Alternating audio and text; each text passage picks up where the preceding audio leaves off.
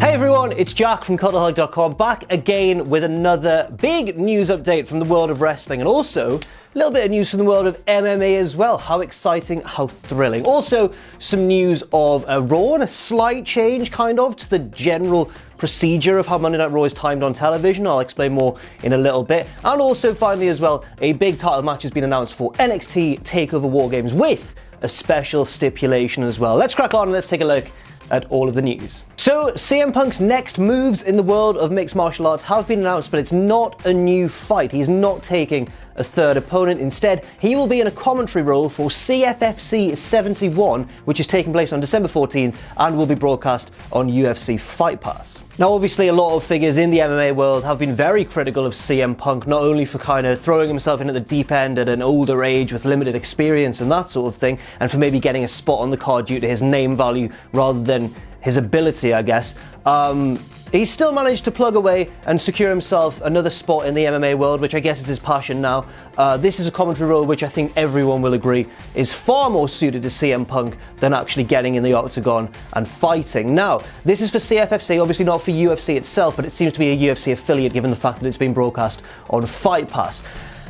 As a negative, I would suggest that Punk maybe won't get quite as much respect as he would if he took a commentary role in the pro wrestling industry, simply because his reputation in the MMA world is so tarnished already because of his 0-2 record. Still, if anybody can win a viewing audience over by force of sheer charisma and ability on the microphone, or in this case the headset, then I guess that person is CM Punk. Again, this will be, I guess, disappointing news for people who want him to return to pro wrestling in some capacity, whether that's with WWE, not so likely at the moment, or elsewhere, maybe a bit more likely.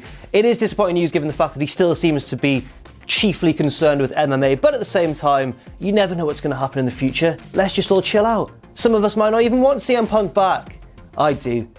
I miss him every day. That news was courtesy of MMA Junkie. Now moving over to a report by Fightful, who suggests that Raw is going to be changing very slightly. The traditional format of Raw has seen it, I guess, have a little overrun at times, which allows for error during the shows, or maybe if a match goes long, or they need to fill a bit more time, or they need to really stress the importance of the ending of Monday Night Raw, then there's always been that little bit of leeway that's helped push them over the sort of end mark, the official ending point of the show. But according to Fightful, as of next week's show, that is over. And it's quite sad because it's a little bit of a traditional element of Monday Night Raw, one which was used a lot in the Monday Night Wars, for example, to kind of gain the edge on WCW with an exciting angle at the end of the show. Now, there's going to be far less room for error with this hard finish at 11 p.m. Eastern. It's going to be, like, matches will not be able to overrun at all. Everything's going to have to run to a far cleaner schedule. I wonder if the show might end a little bit earlier, before 11, and then maybe fill time with an advert or something, or a trailer for an upcoming pay-per-view, just to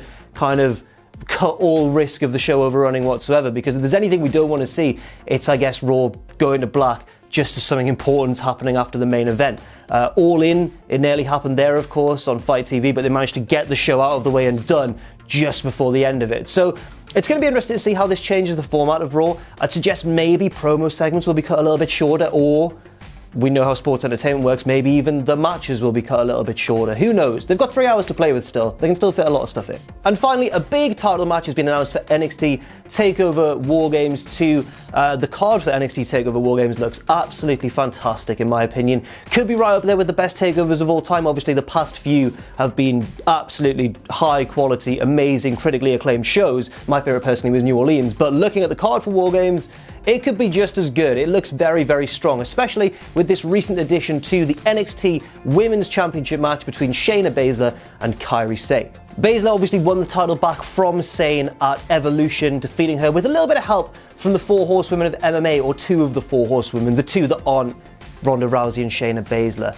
Now, Kairi Sane has earned herself a rematch, but there is one particular stipulation as well. This will be a 2 out of 3 falls encounter. There was a mixed reception to the end of the last match, with Jessamine Duke ultimately costing Kairi Sane the NXT Women's Championship. But how much will the horsewomen get involved this time? Will we see Ronda Rousey get involved? I'd probably suggest not, given the fact she's on Survivor Series the next night. But you never know. You never rule anything out in NXT. Seth Rollins showed up one time. Anything can happen in the world in NXT. So that's all for now. Thank you very much for watching this quick news update. I've been Jack from Cultaholic.com. You can follow me on Twitter if you want to here. You can check out our Patreon as well if you want to at patreon.com/Cultaholic. And never forget, of course, if you haven't already, to hit subscribe and to join us.